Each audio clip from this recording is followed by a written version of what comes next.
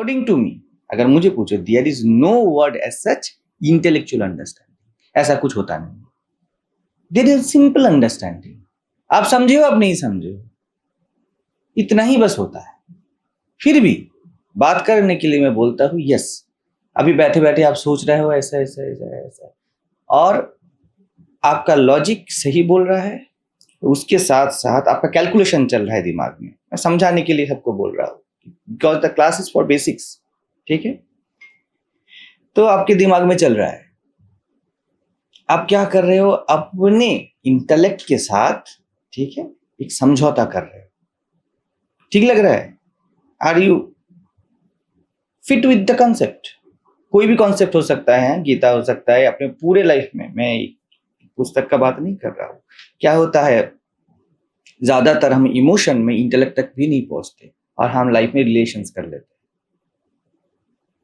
बहुत आपको सबको फीलिंग होगा ऐसा, बहुत सारे लोग आप में ही होंगे जिनको बहुत बार लगा है कि ये जगह धुंधला है, रिलेशंस में, अपने काम में, अपने वर्क प्लेस में, आपके बॉस के साथ, आपके स्टडीज में, आपके फैमिली में, आपके हस्बैंड के साथ, वाइफ के साथ, आपको बढ़िया से पता होता है ये धुंधला है, ये जगह मतलब पैचअप नहीं आ रहा है, मेरे पास क्लैरिटी नहीं है, ये ऐसा क्यों कर रहा है, ये ऐसा क्यों कर रही है मेरे साथ, मुझे ऐसा अनकंफर्टेबल क्यों लग रहा है।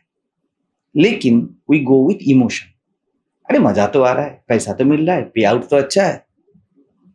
ये जो जंक्चर है, यहां से क्लैरिटी में आने को, यहां पर मैं इंटेलेक्चुअल अंडरस्टैंडिंग बोल रहा हूं। समझ रहे हो बात? जैसे कोई हमारे पास आता है, मैं अपने उदाहरण से बोलता हूं,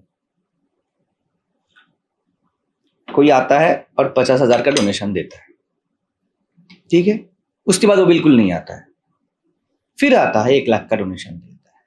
मेरे पास एक क्वेश्चन आएगा तब, ये क्यों दे रहा है, ये जगह मेरे लिए धुंधला है। मैं बोलूंगा ब्रह्मचारियों से, उनसे पूछो क्या वो हमें सुनते हैं? What is the purpose of his donation? वो क्या अलग कहीं पे डोनेशन ऐसे ही करते हैं? क्योंकि बात क्यों है कि मेरे पास सिंपल अंडरस्टैंडिंग है, यू शुड कनेक्टेड विथ ना, किसी भी जगह से आपका मेरा कनेक्शन बनना चाहिए, नहीं तो क्यों आप आ रहे हो। ऐसे ही हमारे लाइफ में बहुत सारी जगह होते हैं जहां से हमें बहुत बढ़िया पे आउट मिलता है, बहुत अच्छा रिस्पॉन्स मिल रहा है, लेकिन कभी उसको ऐसे इन्वेस्टिगेट नहीं करते कि क्यों कर रहा है ये आदमी ऐसा, अच्छा लग रहा है ये हमारे लिए बहुत, है ना, ऐसा होता है ना, कोई प्रेज कर रहा है, हमें अच्छा लग गया, इट्स मेरी इमोशन। उसके बाद वही जाके आपके नाम पे जब कोई अपमान करता है आपको या निंदा करता है, क्योंकि उसके पास कुछ मोटिव था और बिकॉज ऑफ इमोशन आपने वो नहीं देखा, ठीक है। तो इंटेलेक्ट है ना, वो शार्प होता है, वो जानता है कि ये क्या है, ये वो क्या है। तब जब मेरे ऊपर भी ये लागू होता है, जब मैं बोल रहा हूं, आपको इमोशन नहीं होना है कि कोई सन्यासी बोल रहा है, कोई सो कॉल्ड यंग सन्यासी बोल रहा है, या सो कॉल्ड गीता को ऐसे बोला जा रहा है, वैसे बोला जा रहा है, अरे हटाओ ये सब। मतलब ये आदमी जो भी बोल रहा है, ठीक है, ये जांच परख होना चाहिए, ठीक है। यही वो पॉइंट है जहां से किसी व्यक्ति का आत्मश्रद्धा रेस करता है। अगर इंटेलेक्ट का ये जो जंक्चर है कोई पार नहीं करता है, तो next that understanding it doesn't come to him, वो नहीं होता है। यहां पर ज्यादातर लोग इमोशन में बह जाते हैं, इन्होंने बोला है तो अच्छा होगा, विवेकानंद ने बोला है, बुद्ध ने बोला है, कृष्ण ने बोला है, तो हेल विथ, हमको क्या है। तो अगर इन्होंने बोला है, विवेकानंद ने क्या किया रामकृष्ण के साथ, यही तो किया जो मैं अभी बता रहा था। बहुत लॉजिकल लग रहा है, अच्छा लग रहा है सुनने में, देखता हूं ये इंटेलेक्चुअली तर्क करते थे उनके साथ बैठे, ठीक है। और ये उनका तर्क नहीं है, वो रामकृष्ण को कंडेम नहीं करना चाहते थे, वो समझना चाहते थे। इसी जगह पे मैं बोलता हूं आस्क, आप पूछो। मैं नहीं चाहता कि एक ज्यादा सो कॉल्ड इंफॉर्मेटिव नॉलेज है ऐसे आदमी के सामने, आपका लॉजिक हार गया, मतलब you are getting the point. यही होता है ना लाखों का भीड़। मैं तो हतबंब रह जाता हूं कि लाखों लोग बैठे सुन रहे और समझ रहे हैं, ये कैसे हो रहा है। मुझे लगे 7 साल 8 साल ये समझने में, जब मैं अकेला था घर बार सब छोड़ के। नहीं बोल रहा हूं कि कोई नहीं समझ सकता, बिल्कुल समझ सकता है, लेकिन लाखों का भी ऐसे ही समझ रहा है और ऐसे ऐसे ऐसे divine smile in their face, ये कैसे चल सकता है। मैंने अपने पर्सनल ओपिनियन पे मैं बताऊं बोल रहा, they are mere hypocrites 99% of them. वहां से आंतरिक तल पे खुद से बहुत ऑनेस्ट रहो। ऑनेस्टी का मतलब ईगो नहीं है, ठीक है। ऑनेस्टी का मतलब है मुझे समझना है। इट्स अ, क्या बताऊं, ये बहुत हम्बल पात्रता है। मैं पहले से मेरे साथ यही था, मैंने पहली बोलता था, मेरे पास ऐसा कोई नहीं है जिसको मैं डांट नहीं सकता, और कोई नहीं है जिसको मैं सॉरी नहीं बोल सकता। अभी भी बता रहा हूं, मरते दम तक ये जगह अगर किसी आप लोग की कोई मुझे देखोगे, मेरे से ज्यादा ही भगवान करे जियोगे आप सभी, तो देख लेना। क्योंकि मेरे पास एक बहुत सरल सत्य है। क्या है? मुझे जानना है। मैं उससे भी जान सकता हूं, उससे भी जान सकता हूं, ठीक है। जब तक मैं ना जानूं, जब तक मेरे एक्सपीरियंस में ना आ जाए, ठीक है। देखो मेरे पास कोई परसेप्शन नहीं है इसके बारे में, ठीक है। आप परसेप्शन लेते हो, सही हो सकता है, गलत हो सकता है। मेरे पास क्या है, उसने एक सही बात बोला, ठीक है। कैसे मुझे पता कि वो सही बात,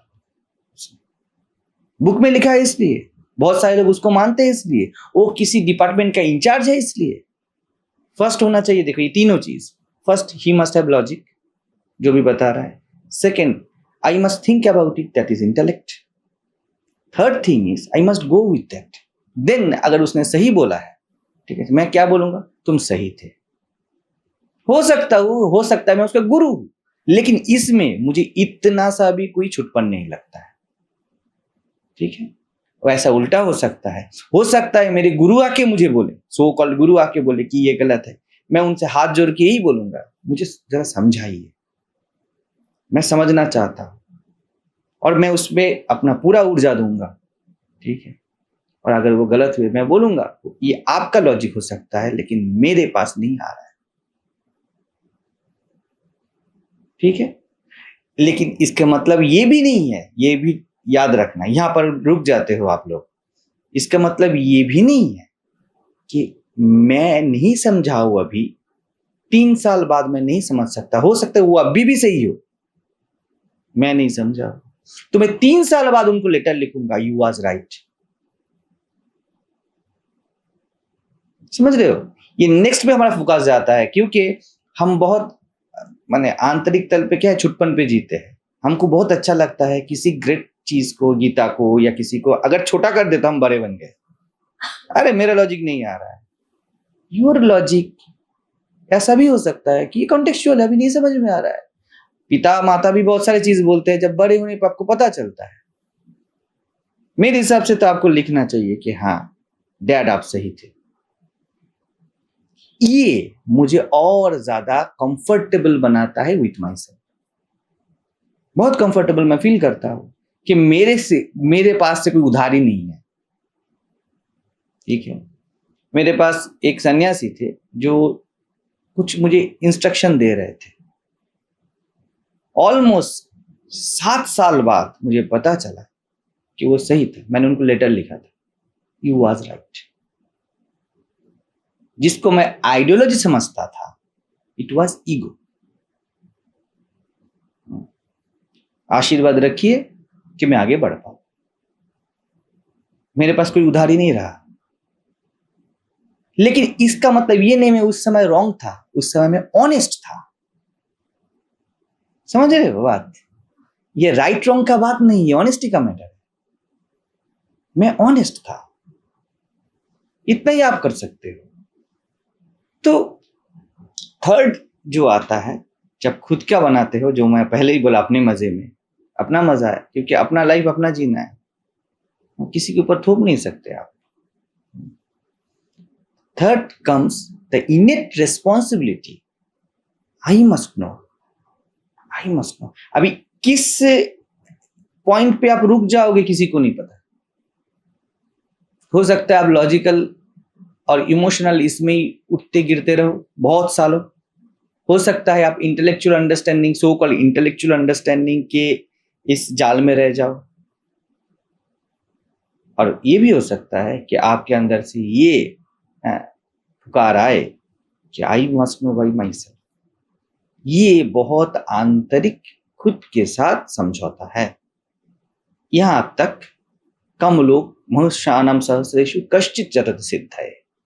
आखिर में कृष्ण बोलते यतताम अपि सिद्धानाम कश्चिन मांग वेत्ति तत्वतः। कोई कोई बाई प्रिंसिपल मुझे जानता है। ये जो बाई प्रिंसिपल जानना है, ये क्या होना है, आपका खुद का एक्सपीरियंस हो जाना है। ठीक है।